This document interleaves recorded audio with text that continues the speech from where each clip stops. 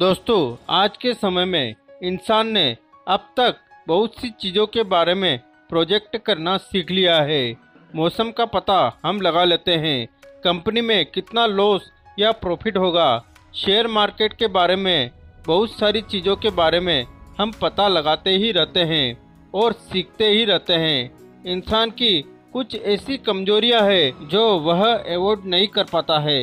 हम लोग short minded होते हैं, कभी कभी हम लालची हो जाते हैं एवं छोटी छोटी बातों पर हमें गुस्सा आ जाता है।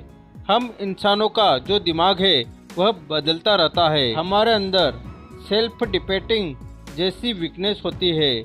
तो हम यदि अपनी कमजोरियों व लॉस को अच्छे से समझ जाए तो हम अपनी लाइफ को काफ़ी बेहतर बना सकते हैं। तब न तो कोई हमारा फ़ायदा उठा पाएगा, न ही हमें कोई अपने जाल में फंसा सकता है। कई बार हमारी खुद की कमजोरियां मुसीबत में डाल देती है, लेकिन हम यदि अपनी कमजोरियों पर काबू पा लेते हैं तो हम खुद को एक बेहतर इंसान बना सकते हैं, एक बेहतर लाइफ को एंजॉय कर सकते हैं। दोस्तों, किसी भी इंसान को देखकर हम यह राय बनाने लगते हैं कि वह इंसान कैसा है, क्या सोच रहा है। जब हम किसी को समझने की कोशिश करते हैं तो हम अक्सर बहुत बड़ी गलती करते हैं। वो गलती यह होती है कि हम जैसे होते हैं वैसे ही दूसरे लोगों को समझते हैं। एक चोर को सभी लोग चोर जैसे ही दिखते हैं, एक झूठे इंसान को सभी लोग झूठे ही लगते हैं। उसी तरह एक इनोसेंट इंसान को सभी लोग अच्छे लगते हैं। बिल्कुल इसी तरह ही हम जैसे होते हैं हम दूसरे के बारे में वैसा ही सोचते हैं। आगे हम इसी बारे में जानेंगे कि कैसे हम लोगों को समझ सके। इसको समझने के लिए हम रॉबर्ट ग्रीने की लिखी हुई लॉ ऑफ ह्यूमन नेचर की मदद लेंगे। ऑथर ने इस बुक में 18 लॉज बताए हैं। इन लॉ को जानकर आप किसी भी इंसान के बारे में बहुत अच्छे से जान सकते हैं, उनके इमोशन बिहेवियर को बहुत अच्छे से पढ़ सकते हैं। यह सभी लॉ एक इंसान के मेंटल इमोशन, उनकी लाइफ के ऊपर बताए गए हैं। डिप्रेशन, हैप्पीनेस, डर, गुस्सा, जलन, हम सभी ह्यूमंस का एक डार्क साइड होता है। यह चीज़ें ही हमें अंदर से बुरा बनाती है। इन चीज़ों के कारण से हम अक्सर अच्छे इंसान नहीं बन पाते हैं। हम अक्सर अपने इमोशन पर काबू नहीं रख पाते। इसके कारण हम अक्सर फेल और सैड रहते हैं। अतः ऑथर ने अपने इमोशन को जीतने के लिए हमें फर्स्ट लॉ बताया है। यह फर्स्ट लॉ है लॉ ऑफ इरेशनलिटी, अर्थात तर्कहीनता का सिद्धांत। दोस्तों, हम में से अधिकतर लोग लॉजिकल डिसीजन नहीं लेते। हम सामान्यतया इरेशनल डिसीजन लेते हैं। हम कोई भी डिसीजन लेते वक्त लॉन्ग टर्म के बारे में कभी नहीं सोचते। हम अक्सर उस चीज़ में लग जाते हैं जो चीज़ ट्रेंड करती है। इसी इरेशनल डिसीजन की वजह से हमें आगे जाकर बहुत परेशानी उठानी पड़ती है। हम अधिकतर फेल्यूर का सामना करते हैं। हम अपने डिसीजन से अधिक दूसरों के ओपिनियन पर फोकस करते हैं। हम अपने लॉजिकल थिंकिंग को छोड़कर दूसरों के इरेशनल ओपिनियन पर ज़्यादा ध्यान देते हैं। इसके कारण हमें लाइफ में फेल्यूर का सामना करना पड़ता है। ठीक ऐसे ही जब बात किसी इंसान को जानने की होती है तो हम उसे बिना जाने दूसरों के ओपिनियन सुनकर उस इंसान के बारे में राय बनाते हैं। यदि हमसे किसी ने कहा कि वह बुरा इंसान है, तब हम उसे बिना जाने उसके बारे में बुरा सोचने लगेंगे। अतः ऑथर हमें लॉजिकल थिंकिंग के लिए प्रेरित करते हैं। लॉजिकल थिंकिंग हमारे शॉर्ट या लॉन्ग टर्म के लिए बहुत बेनिफिशियल होता है। हम ह्यूमन बाय नेचर इरेशनल अर्थात तर्कहीन होते हैं। अतः हमें चीज़ों एवं लोगों को अच्छे से समझने के लिए लॉजिकल एवं इमोशनल डिसीजन तर्क के साथ लेना चाहिए।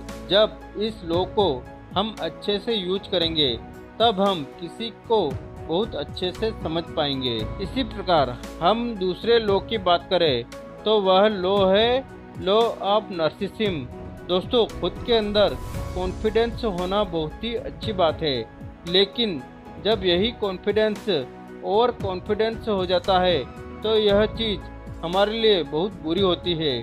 आथर बताते हैं कि लोगों के पास जितना अधिक होता है उनका ईगो और एटीट्यूड उतना ही अधिक होता है।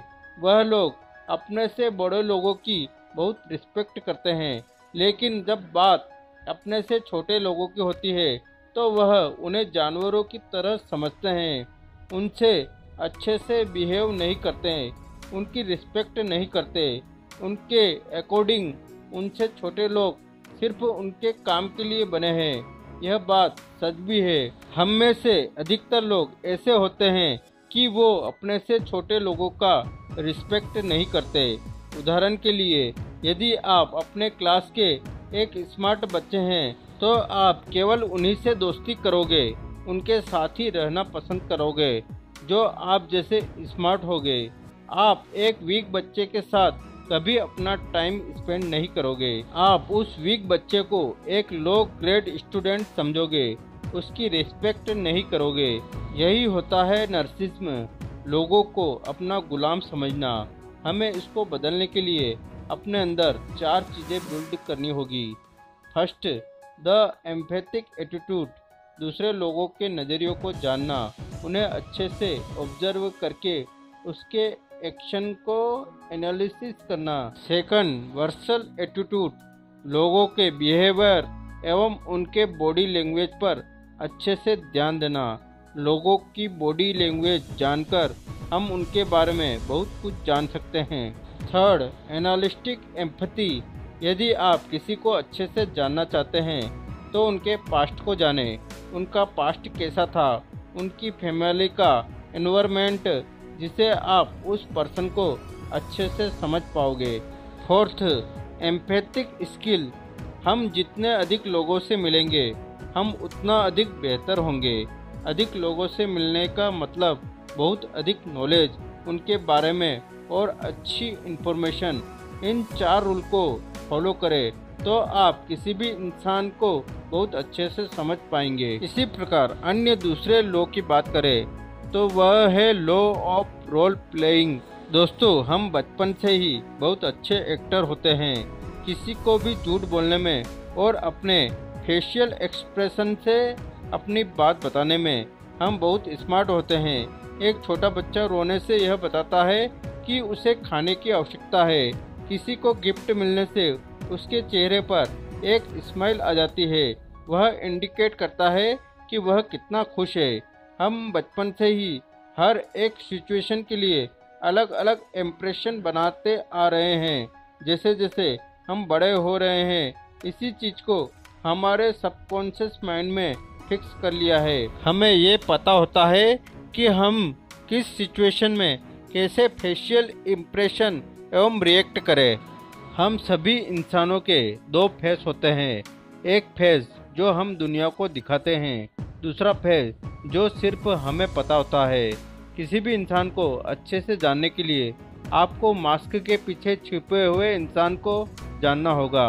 यदि आप मास्क के पीछे छुपे हुए उस इंसान के असली इंटेंशन को जान जाओगे तो आप उसके बारे में बहुत कुछ जान सकते हो। आथर बताते हैं कि किसी भी इंसान के मास्क के पीछे के इंसान को जानने का जो सबसे अच्छा तरीका है उस इंसान की बॉडी लैंग्वेज को अच्छे से रेट करना है।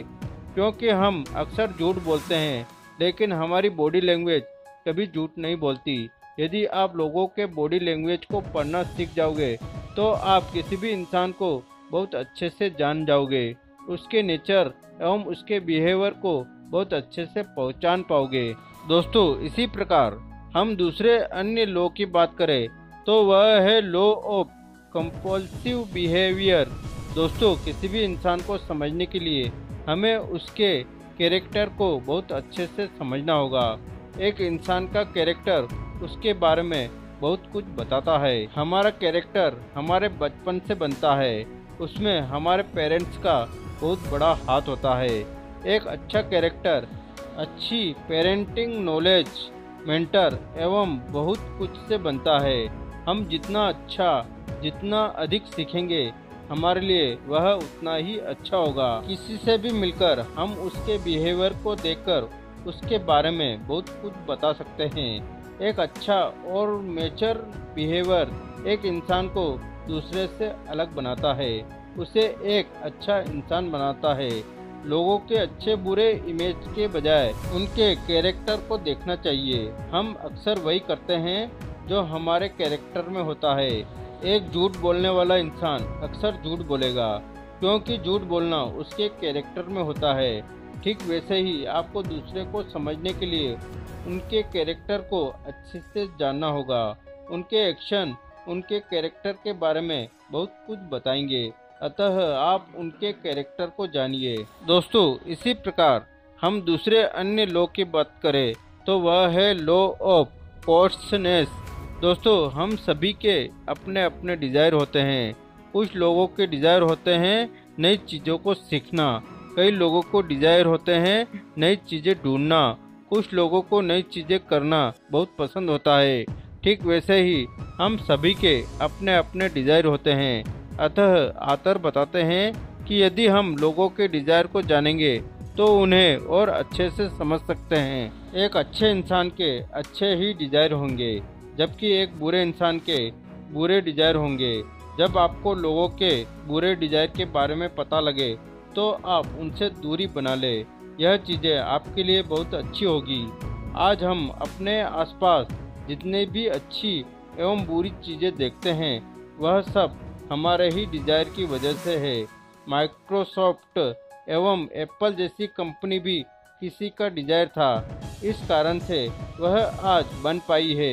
एक आतंकवादी संगठन भी किसी पर्सन का डिज़ायर था जो आज एक आतंकवादी समूह बन पाया। अतः आप गौर करें कि लोगों की क्या डिज़ायर्स है, इससे आप उनके बारे में बहुत अच्छे से जान पाओगे। यह सभी चीज़ें आपको काम तभी आएगी जब आप ज़्यादा से ज़्यादा लोगों से बातें करेंगे, उन्हें अच्छे से ऑब्जर्व करोगे। तभी आपको इस लॉ का यूज करके किसी भी इंसान को समझने में सहायता मिलेगी। हम में से सभी एक दूसरे से अलग होते हैं, अतः आप भी कोशिश करो आप अपनी ज़िंदगी में अधिक से अधिक लोगों से संपर्क में रहो, उनसे अपनी बातें आदान प्रदान करो, उन्हें समझने की कोशिश करो। दोस्तों, इसी तरह हम अन्य लॉ की बात करें तो वह है लॉ ऑफ इन्वे। दोस्तों, हमें अपने अहंकार से बचना चाहिए। हम सभी अक्सर अपने आप को दूसरों से कंपेयर करते हैं। हम हमेशा दूसरों के स्टेटस, रिस्पेक्ट एवं अटेंशन को खुद के साथ तुलना करते रहते हैं। कुछ लोग अपने अच्छे कामों की वजह से अच्छा बनते जाते हैं, वहीं दूसरे लोगों के लिए यह जलन का कारण बन जाता है। कोई भी व्यक्ति दूसरे के प्रति अपनी जलन या इन्वे को एक्सेप्ट नहीं करता। इससे पहले कि इन्वे हमारे लिए टॉक्सिक यानी हानिकारक हो जाए, हमें इन्वे के शुरुआती सिम्पथम पर जरूर ध्यान देना चाहिए। अगर हम इस पर शुरुआत से ही ध्यान रखेंगे तो हम अपनी इस बुराई को जड़ से खत्म कर सकते हैं। आप अपनी क्षमताओं को खुद से पहचानें, न कि किसी दूसरे से तुलना करके। ऐसे लोगों को समझें जो आपसे कम सफल है। जब हम किसी ऐसे व्यक्ति से पहली बार मिलते हैं तो उनकी आंखों में जलन साफ साफ देख सकते हैं। ऐसे लोगों की तारीफ बनावटी एवं खोखली होती है। ऐसे दोस्त हमेशा आपकी पीठ पीछे आपकी बुराई करते हैं, दोस्ती का फायदा उठाकर आपकी फीलिंग को चोट पहुंचाते हैं। मानव स्वभाव के अनुरूप हम भी दावा करते हैं हमें किसी से जलन महसूस नहीं होती, लेकिन यह वास्तविकता नहीं है। मानव स्वभाव के अनुसार दूसरों से तुलना करना लगभग असंभव है। यदि कुछ बातों पर ध्यान रखा जाए तो आप इस बुरी आदत से छुटकारा पा सकते हैं। हमें कोशिश करनी चाहिए दूसरों से जलने की जगह दूसरों की प्रशंसा करने पर बल दे, दूसरों की खुशी में शामिल हो, उनकी सफलता के लिए उन्हें बधाई दे। यह विश्वास रखें कि आप अपने दम पर सक्सेसफुल हो सकते हैं, आगे बढ़ सकते हैं। दोस्तों, इसी प्रकार हम दूसरे अन्य लॉ की बात करें तो वह है द लॉ ऑफ ग्राउंडेसिटी।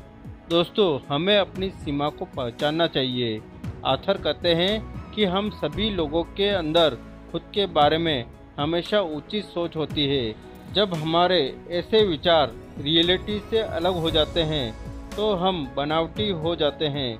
हम अपने आप को महान समझने लगते हैं। अक्सर एक छोटी सी सक्सेस भी लोगों को खतरनाक लेवल तक ले जाती है। हम ओवर कॉन्फिडेंस में आकर समझने लगते हैं कि हमारे पास गोल्डन टच है जिसके कारण से हमें सक्सेस मिल रही है, लेकिन रियलिटी में हमारी सक्सेस के पीछे लक भी हो सकता है। हम कभी भी दूसरों की मेहनत पर उनको क्रेडिट नहीं देते। यही कारण है कि हमारी सफलता बहुत देर तक नहीं टिकती। हमें अपने प्लान की सफलता पर आवश्यकता से अधिक विश्वास होना, क्रिटिसिज्म या आलोचना होने पर गुस्सा आना, किसी भी तरह के अधिकार को नापसंद करना एक दिखावटी इंसान की पहचान है। इसे मूल रूप से खत्म करने के लिए रियल होकर सोचना चाहिए। हमें अपनी सक्सेस को कभी भी अपनी ग्रेटनेस नहीं समझना चाहिए। एक दिखावटी इंसान जिसमें टैलेंट एवं एनर्जी होती है वह लीडर तो हो सकता है, लेकिन वह स्वयं व दूसरों के लिए खतरनाक भी हो सकता है। दिखावटी इंसान कभी भी वास्तविक होकर नहीं सोचते। वह ऐसे सोचते हैं जैसे महान होना उनकी किस्मत में लिखा है।